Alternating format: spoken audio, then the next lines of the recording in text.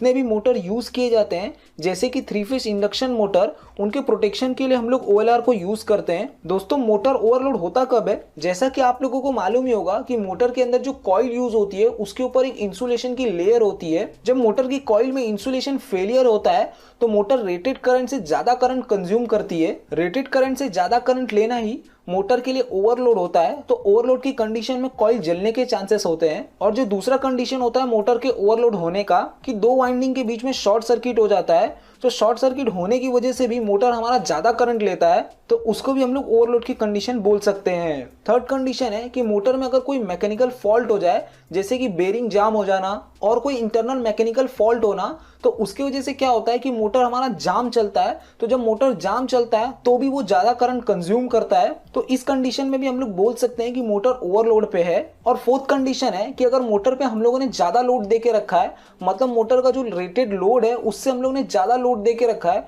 तो उस कंडीशन में क्या होगा कि मोटर ज्यादा करंट लेगा। मोटर अगर ज्यादा करंट लेगा तो उसकी वाइंडिंग ज्यादा हीट होगी, मतलब वाइंडिंग हीट होगी। और हीट होने की वजह से क्या होगा कि कॉइल के जलने के चांसेस होते हैं। तो ऐसा ना हो इसके लिए हम लोग ओवरलोड रिले का यूज करते हैं मोटर के प्रोटेक्शन के लिए। दोस्तों ये L&T कंपनी का थर्मल ओवरलोड रिले है। स्नाइडर एंड HPL कंपनी के भी थर्मल ओवरलोड रिले आते हैं। उन लोगों का डिजाइन थोड़ा अलग होता है बट लेकिन काम सबका सेम ही होता है और उनके टर्मिनल के जो फंक्शन होते हैं वो भी सेम होते हैं। ओवरलोड रिले को कॉन्टेक्टर के नीचे कनेक्ट किया जाता है। OLR के आप लोगों को ये जो 3 टर्मिनल दिख रहे हैं, ये 3 टर्मिनल ही जाके अपने कॉन्टेक्टर में कनेक्ट होते हैं। मैं आप लोगों को इसको कॉन्टेक्टर में कनेक्ट करके दिखा देता हूँ।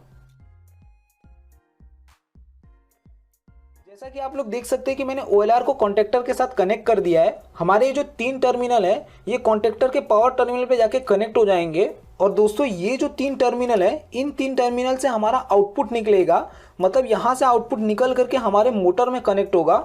मतलब दोस्तों हमारे जो 3 टर्मिनल है, इन 3 टर्मिनल से RYB इन होगा OLR में, और जो ये टर्मिनल है इन टर्मिनल से हमारा RYB आउट होगा, मतलब यहाँ से इन होगा और यहाँ से आउट होगा। इन 6 टर्मिनल्स को हम लोग पावर टर्मिनल भी बोलते हैं। दोस्तों ओवरलोड रिले में आप लोग ये जो टर्मिनल देख रहे हैं जो कि ऑटो एंड मैनुअल का है, इसका क्या यूज है?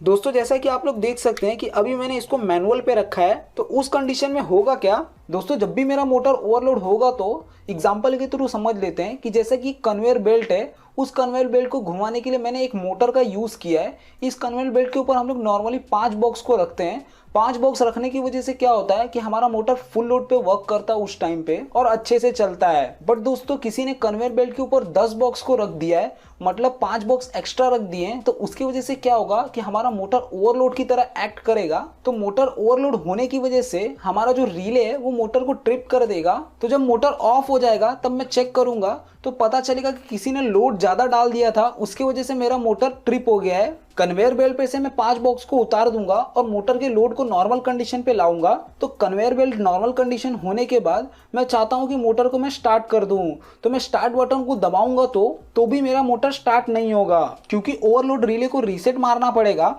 तो मैंने नॉब को मैनुअल मोड पे रखा था, तो मुझे पूरा पैनल खोलना पड़ेगा और बहुत ही सावधानी से रीसेट बटन को दबाना पड़ेगा। ये जो रेड कलर का बटन है जिसके ऊपर O/R लिखा है, ये रीसेट करने के लिए यूज होता है। तो ट्रिप होने के बाद रीसेट बटन को दबाना पड़ता है तो ही मोटर को स्टार्ट कर सकते हैं वापस से। बट जब रीसेट किया जाता है तो बहुत ही सावधानी से करना पड़ता है, क्योंकि आजू बाजू जो वायर होते हैं वो लाइव होते हैं। दोस्तों ये कंडीशन तभी होगी, ये जो हमारा नॉब है वो जब मैनुअल मोड पे होगा तो ये कंडीशन होगी। अगर हम लोग इसको ऑटो पे रख देंगे तो हमारा जो OLR रिले है वो खुद ही रीसेट हो जाएगा। तो जब नॉब ऑटो मोड पे होता है तो ट्रिप होने के बाद वो खुद ही रीसेट हो जाता है, हम लोगों को जाके OLR को रीसेट नहीं करना पड़ेगा। तो नॉर्मली इस टर्मिनल को ऑटो मोड पे ही रखा जाता है कि OLR खुद ही रीसेट हो जाए, नहीं तो पैनल को पूरा खोलना पड़ेगा और रीसेट मारना पड़ेगा।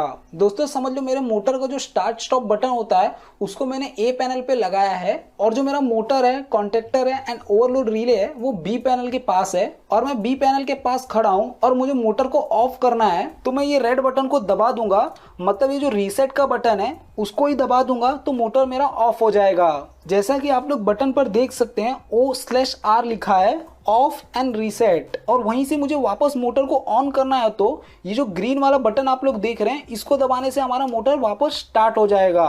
बट इस ग्रीन बटन से ऑन करने के लिए हमें वैसा कनेक्शन भी करना पड़ता है। दोस्तों आप लोगों को ये जो नॉब दिख रहा है इस नॉब के थ्रू हम लोग OLR का करंट रेटिंग सेट करते हैं। जैसा कि आप लोग मेरे OLR में देख सकते हैं 1.4 एम्पियर से लेके 2.3 एम्पियर तक का सेटिंग कर सकते हैं। ये नॉर्मली हाफ HP के मोटर या तो 1 HP के मोटर के लिए यूज करते हैं। अगर 5 HP, 10 HP या तो 100 HP का मोटर होगा तो उसके लिए हम लोग ज़्यादा एम्पियर वाला OLR यूज करेंगे। दोस्तों जैसा कि आप लोग देख सकते हैं नॉब को मैंने 1.85 एम्पियर पे सेट करके रखा है।